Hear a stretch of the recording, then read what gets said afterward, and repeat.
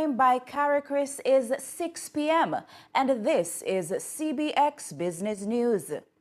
The business news headlines are brought to you by QMax Wealth Management, making more possible.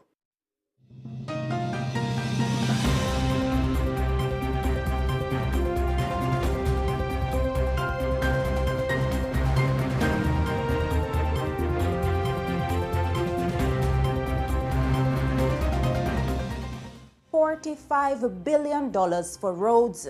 Trinidad heads to global markets and the UN cuts peacekeeping spending. Good evening and welcome to CBX Business News for Friday, July 3, 2026. I'm Rashel Moncrieffe. Thanks for joining us. Coming up, the government has launched its $45 billion Jamaican dollar Spark Main Roads Infrastructure Program. Also ahead, Trinidad and Tobago prepares to raise $750 million on global capital markets. And later, the United Nations has approved a smaller peacekeeping budget for the 2026-27 fiscal year. Stay with us as we unpack these stories and more right after the break.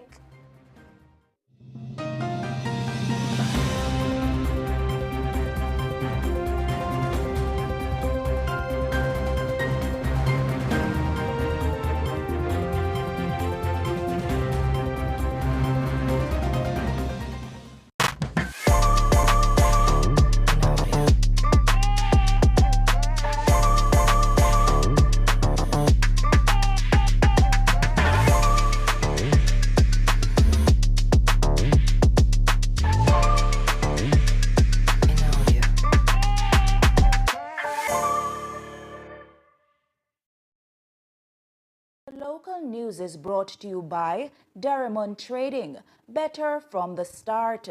The Development Bank of Jamaica, facilitating economic growth and development. Caribbean Flavors and Fragrances, tease the senses, and Pulse Investments.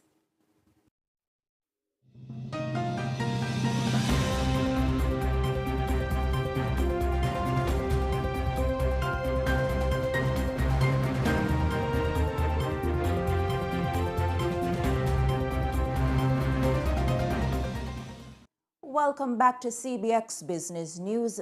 We begin with a multi-billion-dollar infrastructure program set to reshape Jamaica's road network. The government has officially launched the Spark Main Roads Infrastructure Program, committing $45 billion Jamaican dollars towards upgrading roads in what is shaping up to be one of the country's largest public investment initiatives in recent years. Speaking at the launch on Thursday, Prime Minister Dr. Andrew Holness says the program goes beyond road rehabilitation and represents a comprehensive national infrastructure investment strategy. The Spark program is a $45 billion infrastructure program.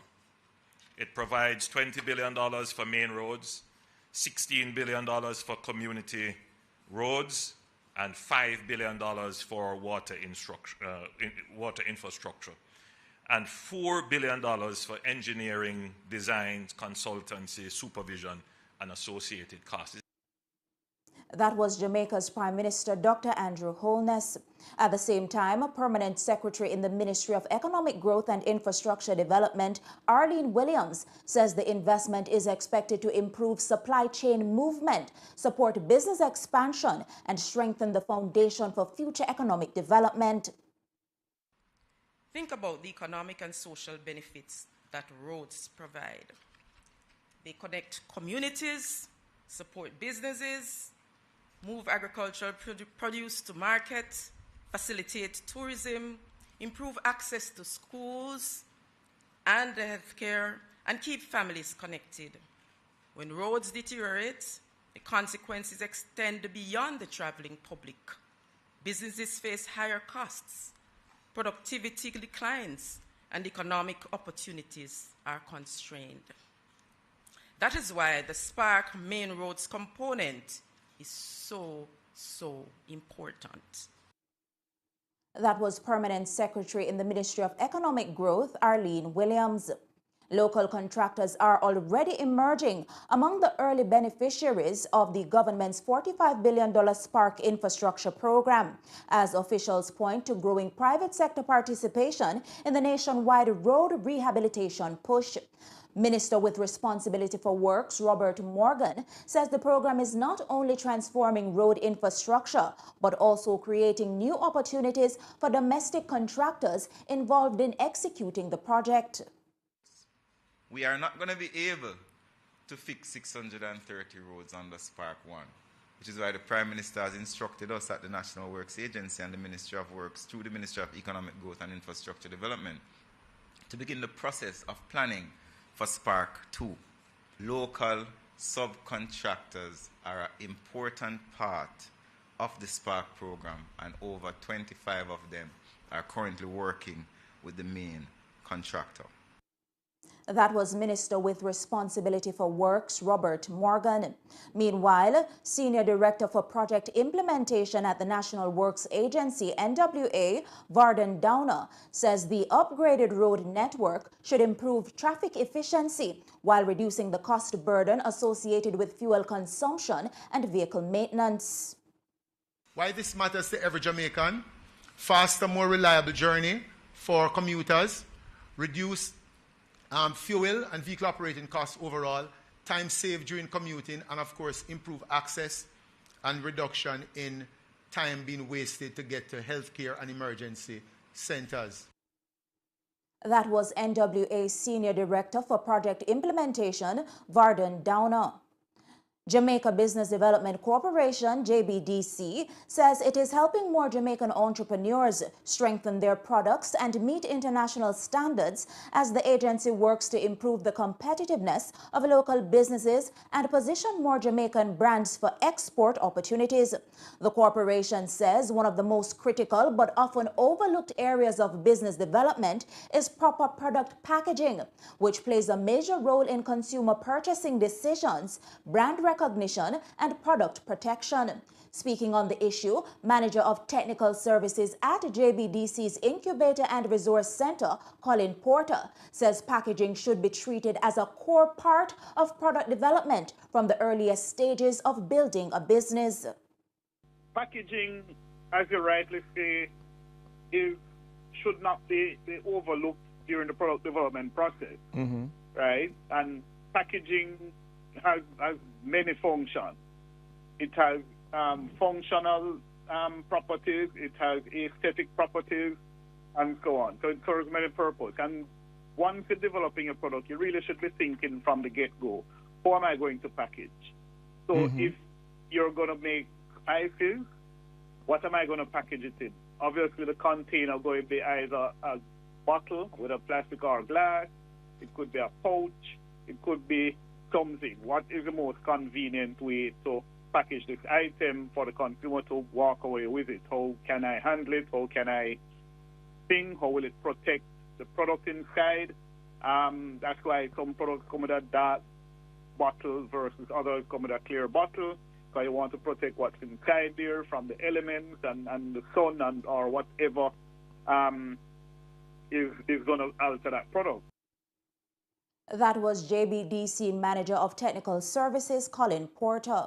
In financial news, Fosrich Company Limited says it is positioning the business for a return to profitability by the 2026-27 financial year, after reporting a challenging 2025 marked by supply chain disruptions, hurricane damage, and higher financing costs.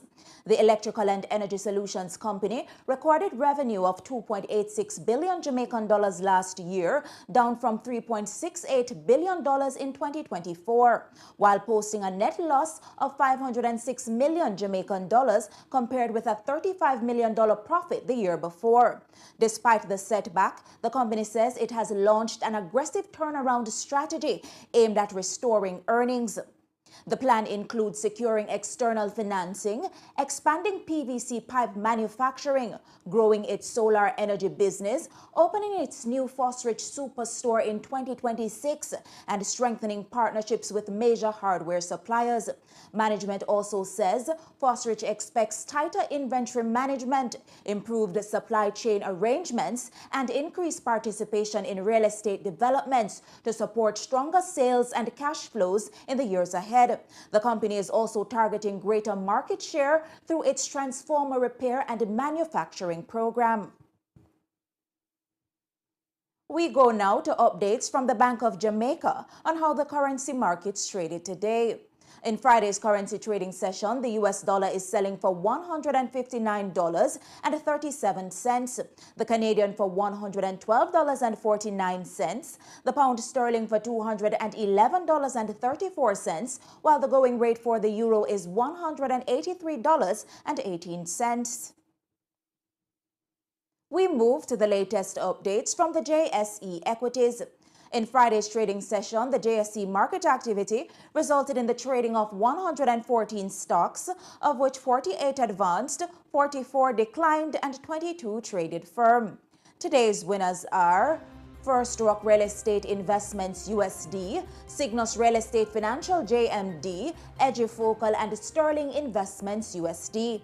While leading the losers are Margaritaville Turks USD, 138 Student Living Jamaica Variable Preference, Qantas Advantage, and Sagicor Real Estate X Fund. The main index advanced by 2,502.79 points to close at 355,579.82 points.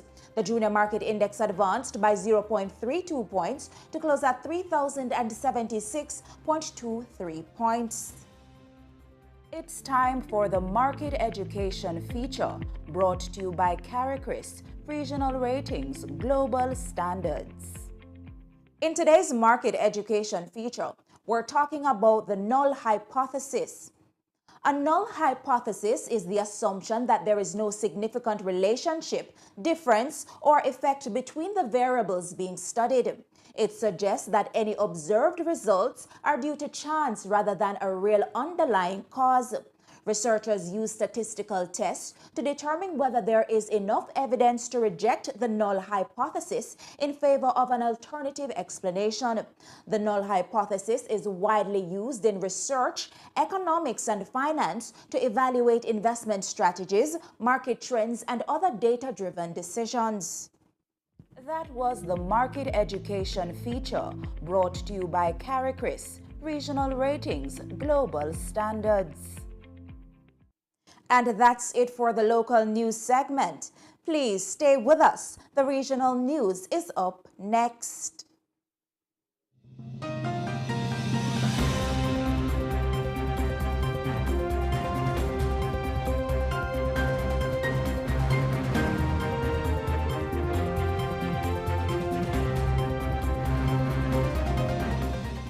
The local news is brought to you by Derrimon Trading, better from the start. The Development Bank of Jamaica, facilitating economic growth and development. Caribbean Flavors and Fragrances, tease the senses, and Pulse Investments. Caribbean Flavors and Fragrances Limited has been a part of Jamaica's manufacturing landscape for over 20 years. By crafting unique flavors and fragrances, we have become a part of your favorite household and food items, such as beverages, ice cream, household cleaners, and much more. Known throughout the Caribbean for the highest quality, we continue to innovate with strong leadership, a dedicated team with integrity. We go the extra mile for our customers. Create the next taste sensation. Contact us at 876-9235-111 or visit our website, Facebook, Instagram, or LinkedIn pages.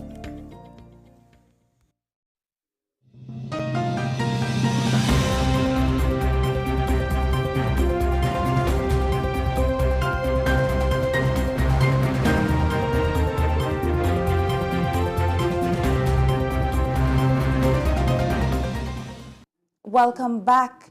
And now for the regional business news. The Trinidad and Tobago government is returning to international capital markets with plans to raise up to $750 million to finance development projects and refinance existing debt. The borrowing plan is set out in a legal notice signed by Finance Minister Devendranath Tangku, authorizing the government to issue notes worth up to $750 million or about 5.1 billion Trinidad and Tobago dollars.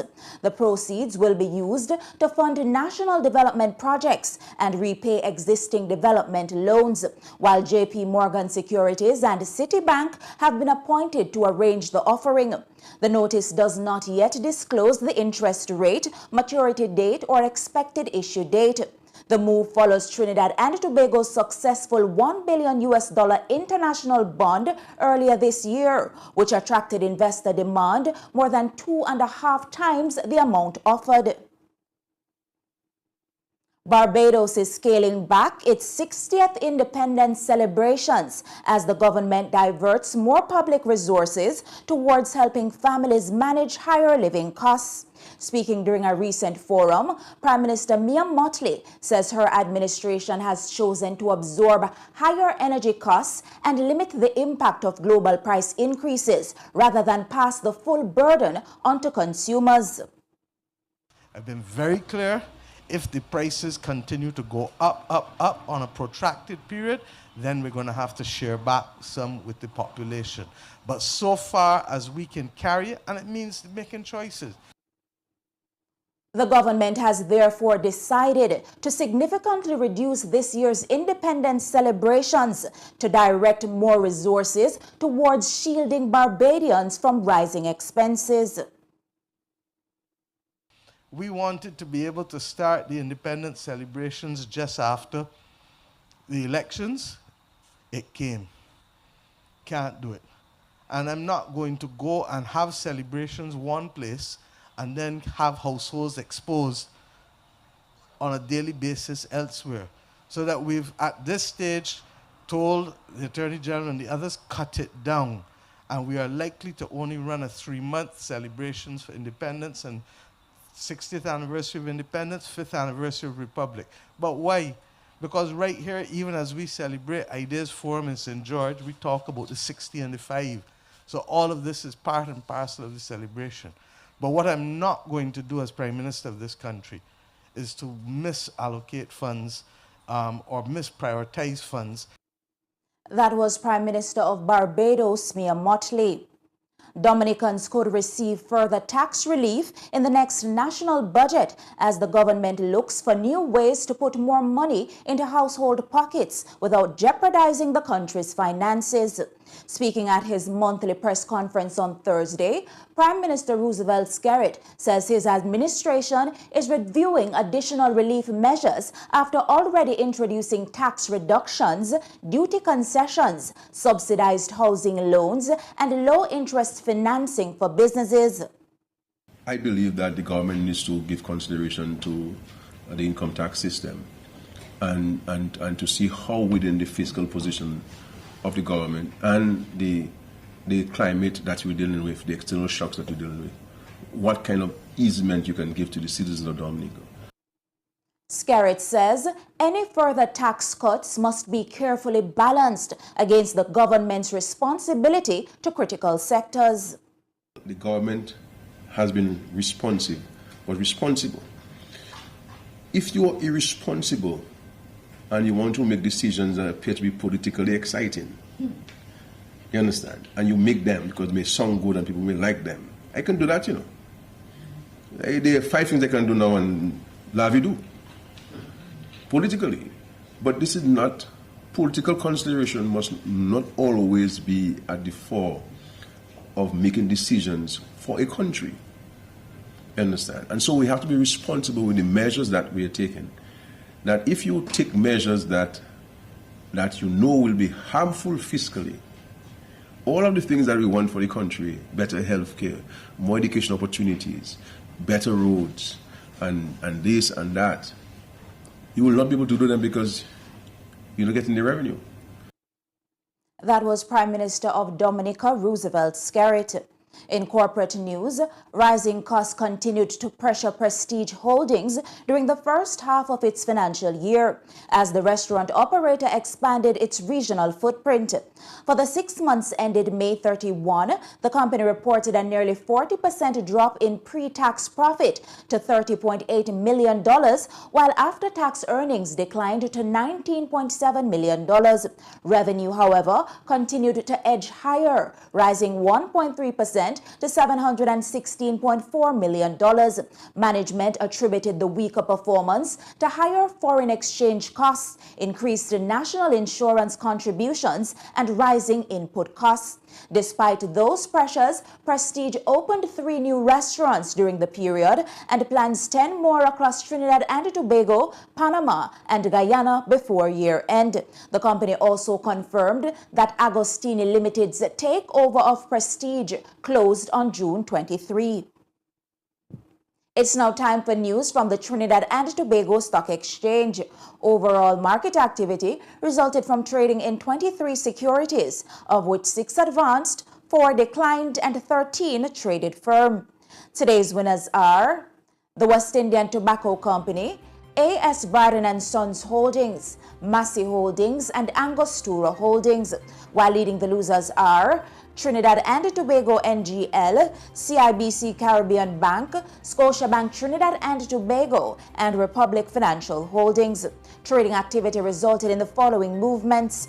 The All-TNT Index advanced by 7.42 points to close at 1,442.37. The Composite Index also advanced but by 3.06 points to close at 994.49. However, the Cross-Listed Index declined by 0.24 points to close at 72.07, while the SME Index remained at 79.28. And we take a short break, but please do stay with us. The international news segment is up next.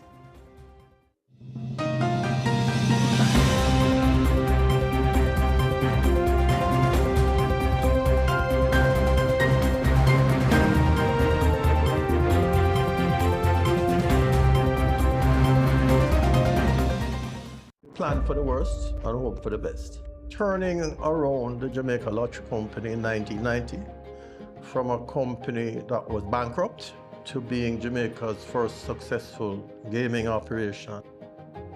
Went into manufacturing, which gave me cancer. My belief. To really have screwed up, I've managed to survive and to make a mark.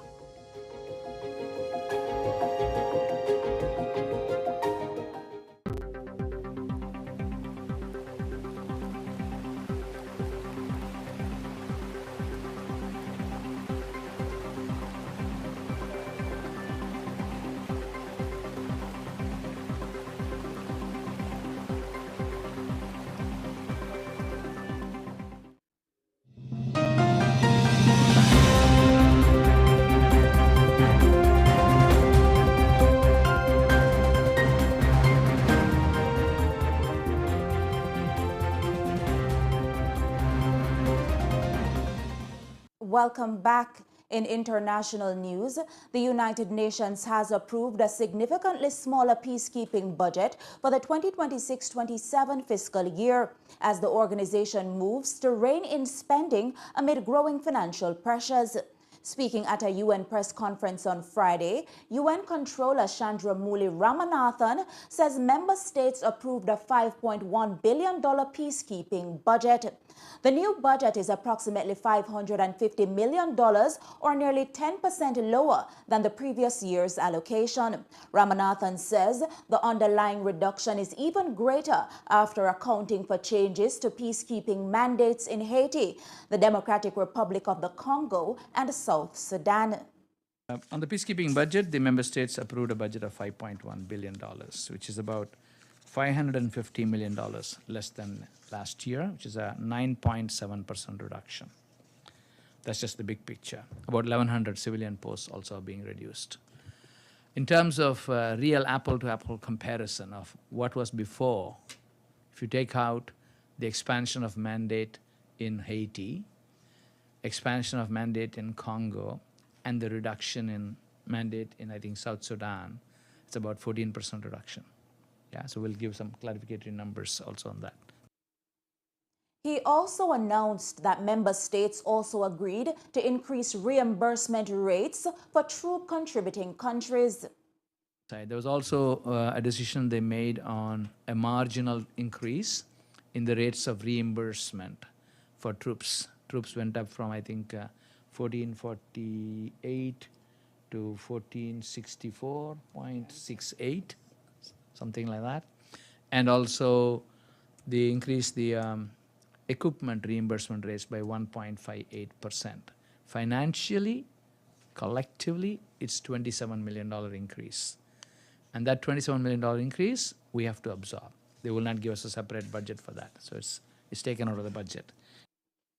Meanwhile, the United Nations says its broader financial position remains under pressure. The UN is warning that it could face another cash crunch later this year unless major member states make their financial contributions on schedule. Ramanathan says the organization currently has enough liquidity to continue operations through August. Beyond that, he notes the UN's financial position will depend largely on when major contributors, particularly the United States and China, pay their assessed dues. I think on the regular budget, our current cash will, as you point out, take us through end of August. The main collection we are still expecting is from the US and China. China owes us another $428 million, which we expect them to pay maybe in September and December in 2 installments. We have told them it'll be very nice if we can get a reasonable amount of money in August, end of August or early September to help. The US also was assessed $767 million. They paid $160. We've been told that they were planning to make a payment in April and July. The April payment didn't happen. So they are still telling us that the payment is on its way, and we're expecting a payment. And both member states are aware that by August we run out of cash. He warned that delayed or missed payments could create significant financial challenges given the organization's already limited cash reserves. So we expect the US to pay pretty much all of its money this year, and also the Chinese also to pay. So if our assumptions are based on collection from both of them. Now, if either of them doesn't pay in time, we have a little bit of a crisis in September. But if they don't pay at all or pay less than their original amount, then we have a little bit of a challenge at the end of the year. But even if both of them pay, we're going to end the year with pretty much our cash gone. Right? So not much reserves. That was UN Controller Chandramouli Ramanathan. The United States and China are the organization's 2 largest financial contributors, making the timing of their payments critical to maintaining day-to-day UN operations. And in energy markets, Brent crude traded around $72 per barrel on Friday, remaining close to levels seen before tensions in the Middle East disrupted global energy markets. Oil prices were supported by continued improvements in commercial shipping through the Strait of Hormuz and further progress in negotiations between the United States and Iran. Crude exports from Saudi Arabia have recovered to about 90% of their pre-conflict levels, while shipments from the United Arab Emirates have also rebounded strongly. Early signs of export recovery have also emerged in Iraq. Meanwhile, President Donald Trump said discussions with Iran were progressing after mediators from Qatar and Pakistan held separate meetings with U.S. and Iranian officials in Doha. And that's it for the international segment of the newscast. The news recap is coming up on the other side of the break.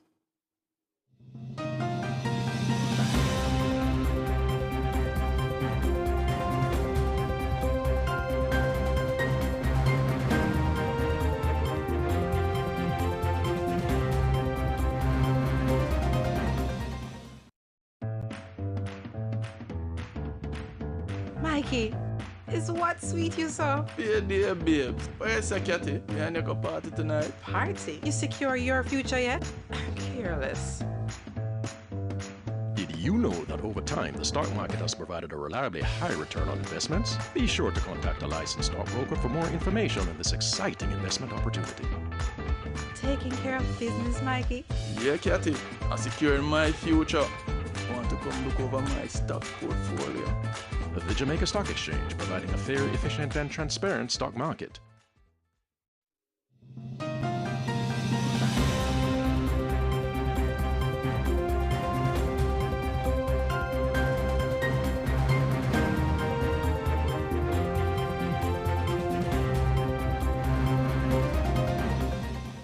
And now to recap our top stories.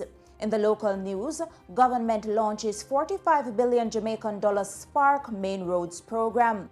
Regionally, Trinidad and Tobago to raise $750 million on global capital markets.